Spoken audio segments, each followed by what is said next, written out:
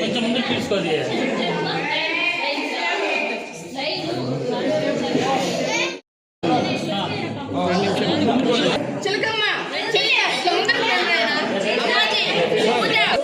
YS Sharmila Reddy madam గారు జన్మదిన సందర్భంగా మన రిమ్మర్స్ మానసిక వికలాంగుల పాఠశాలలో మేడం గారు అన్నదాన కార్యక్రమాన్ని ఏర్పాటు చేసి అలాగే పిల్లల మధ్య కేక్ కట్ చేయడం చాలా ఆనందంగా ఉంది.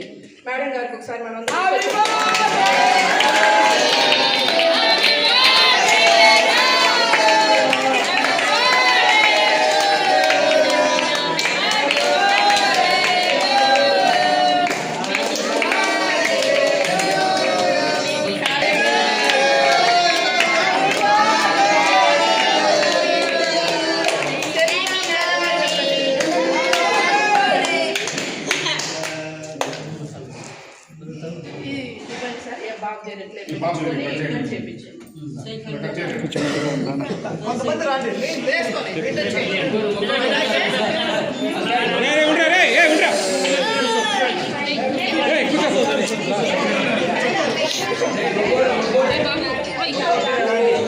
సమయ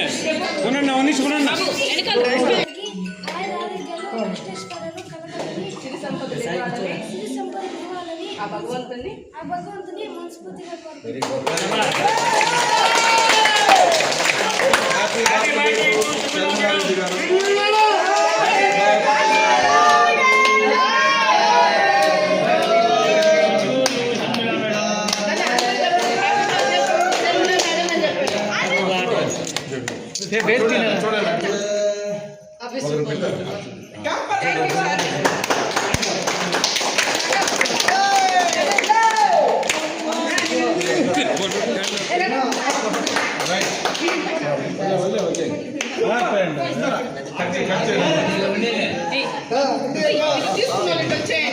అందరికీ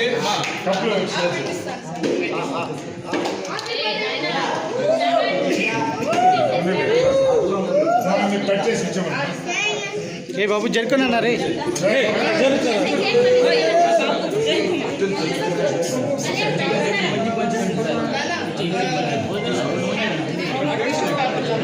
సార్ ఇట్లా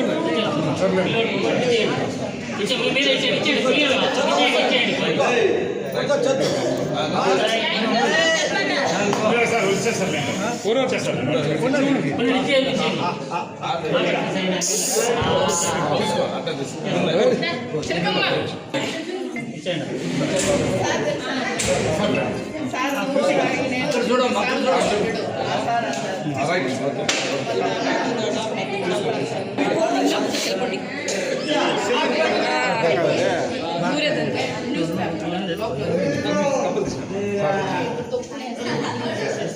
happy birthday to Sharmila Reddy గారికి.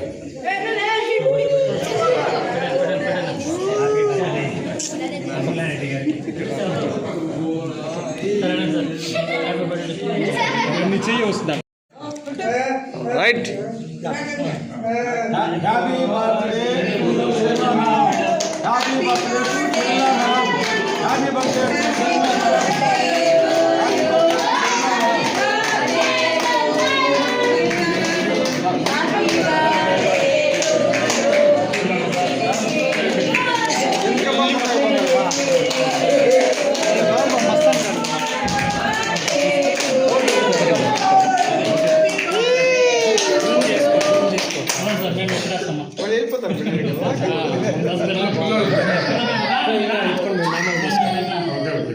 అందరికి చెప్పు నాకేనా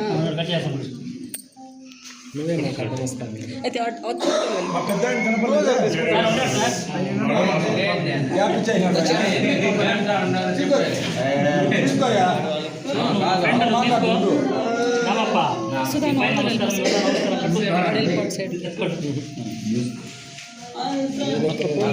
రాదు ఎక్కువైపోయింది.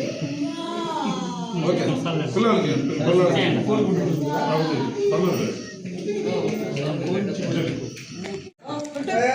Right. Happy birthday happy birthday happy birthday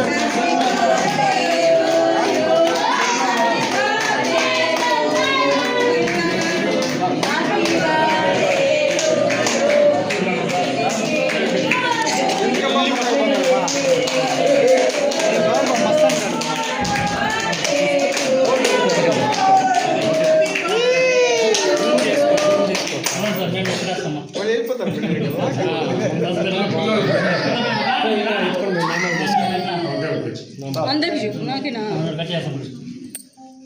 నువ్వే నాకు అడ్డం వస్తాను. అయితే మా పెద్ద ఆయన కనపడలేదా? హ్యాపీ చేయండి. తీసుకోయా. సుధా సైడ్ ఇంకా రాదు. ఎక్కువైపోయింది. ఓకే పిల్లలకి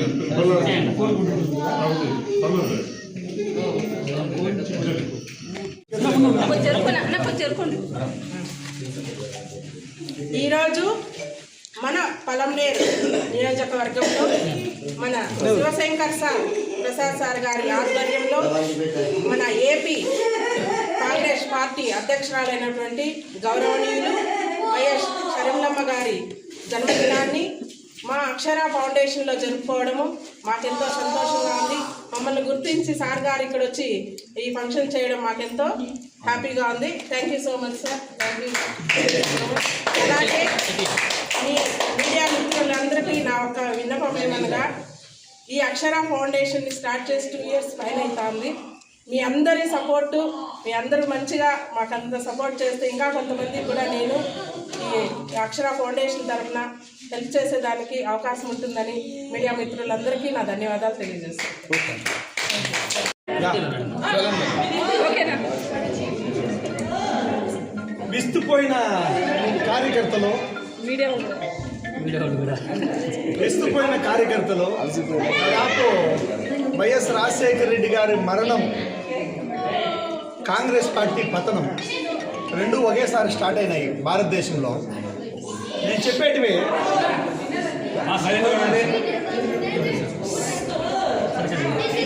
నేను చెప్పేది చాలా డీప్గా ఇది అబ్జర్వ్ చేయాలి. ఈరోజు భారతదేశం మొత్తము కాషాయమే, భారతదేశం అంతా కాషాయమే, యా రాష్ట్రం చూడు కాషాయమే.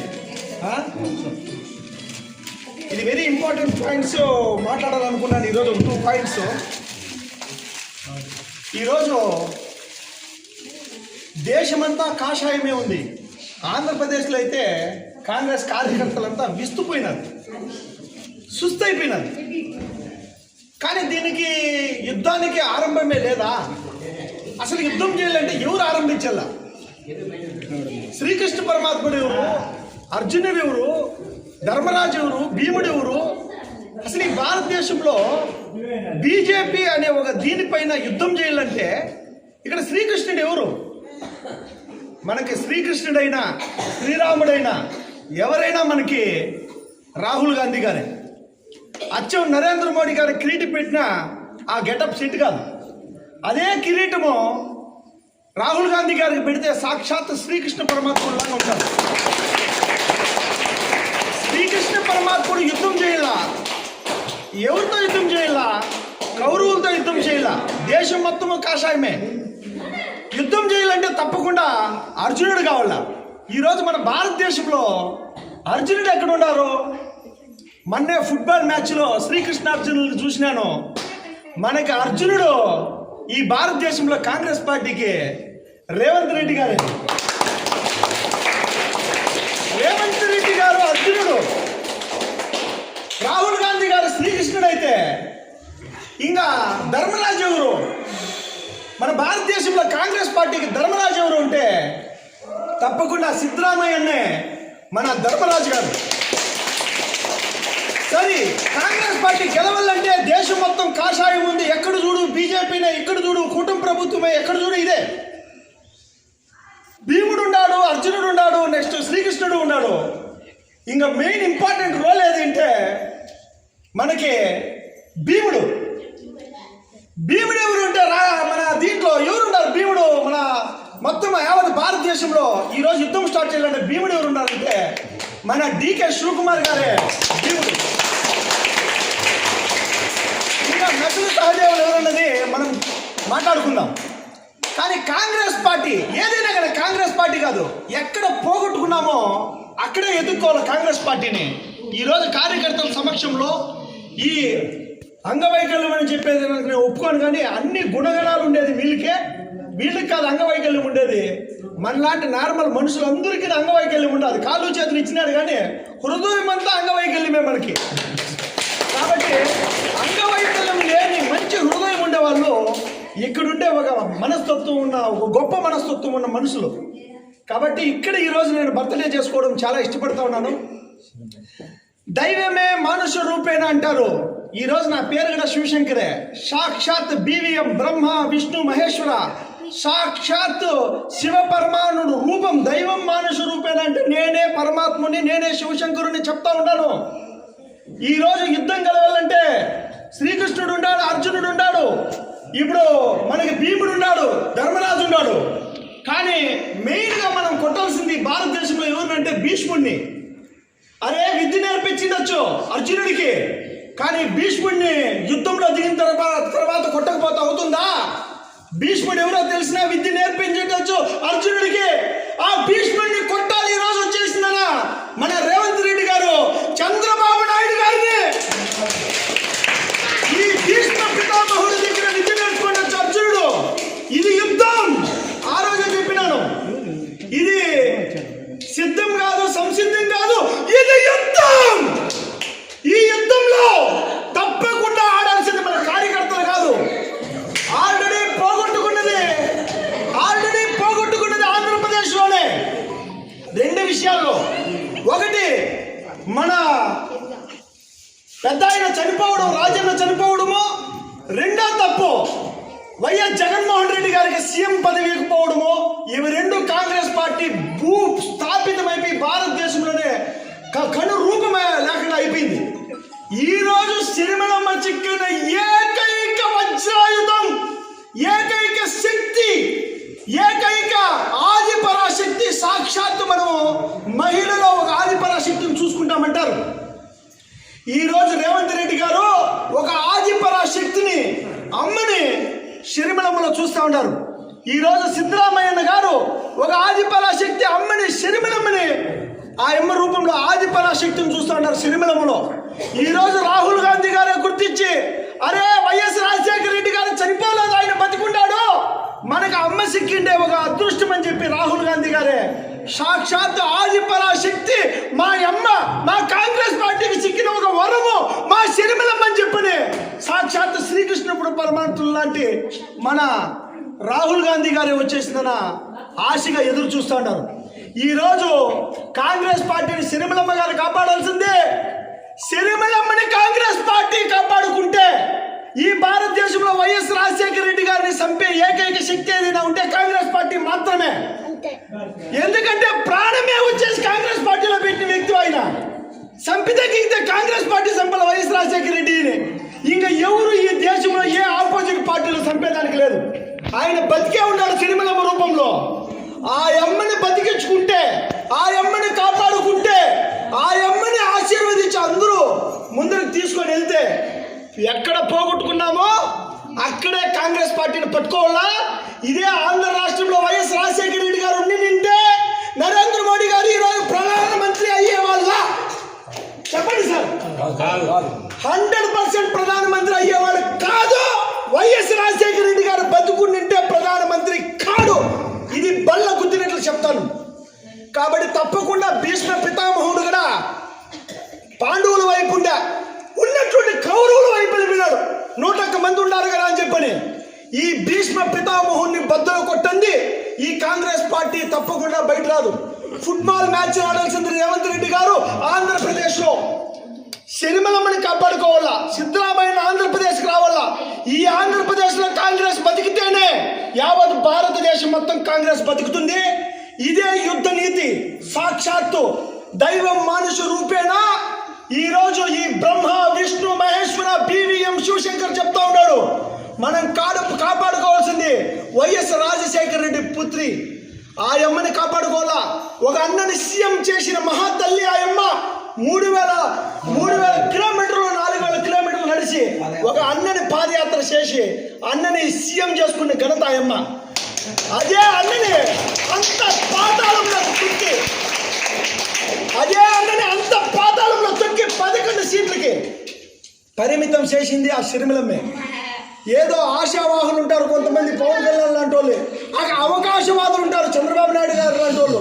ఆశావాహులు అవకాశవాదులు కలిస్తే ఈరోజు కూటమి ప్రభుత్వం ఏర్పడింది. ఇది ఎంతకాలం ఉండదో. షర్మిలమ్మ భారతదేశంలో మాకు చిక్కిన ఆదిపరాశక్తి, రాహుల్ గాంధీ గారికి చిక్కిన ఆదిపరాశక్తి ఆడబిడ్డే, మనము దైవ రూపం చూడాలంటారు. రేవంత్ రెడ్డి గారికి చిక్కిన ఆదిపరాశక్తి మా షర్మిలమ్మ, మా అమ్మ. అదేవిధంగా పక్కనున్న రాష్ట్రం కర్ణాటకకి, యావత్ భారతదేశం మొత్తానికి ఈరోజు చిక్కిండే ఏకైక వరం రాజన్న బిడ్డ వైఎస్ షర్మిలారెడ్డి. ఆ అమ్మ అడుగు జాడల్లో నడిస్తే కాంగ్రెస్ పార్టీ పునర్స్థాపితం అవుతుంది, పునర్నిర్మాణం అవుతుంది. భారతదేశంలో మనం నరేంద్ర మోడీ పైన, ఈ బీజేపీ ప్రభుత్వం పైన, ఈ ఓట్ చోర్ గద్దీ చోటు పైన అన్నిట్లపైన యుద్ధాన్ని ప్రకటించి గెలుస్తాం. ఏకైక ఆయుధం ఆదిపరాశక్తి షర్మిలమ్మని ఆయమ్మ వెనకబడి నడవడమే, తప్పకుండా ఆంధ్రప్రదేశ్లో కాంగ్రెస్ మళ్ళీ తీసుకురావడమే మన ప్రధాన ధ్యేయం అని చెప్పి మనస్ఫూర్తిగా తెలియజేసుకుంటూ, ఇది మళ్ళా ఒకసారి చెప్తాను, ఇది సిద్ధం కాదు, ఇది సంసిద్ధము కాదు, ఇది యుద్ధం. ఇది యుద్ధం. అది షర్మిలమ్మ నుండి స్టార్ట్ అయింది, ఇది యావత్ భారతదేశం వెళ్తుంది. నరేంద్ర మోడీ గారు యుద్ధం పలమనేరు ఇంకా స్టార్ట్ అయింది. జై కాంగ్రెస్, జై కాంగ్రెస్, జై షర్మిలమ్మ, జై షర్మిలమ్మ, జై రాహుల్ గాంధీజీ, జై రాహుల్ గాంధీజీ. మేరా భారత్ మహాన్, భారత్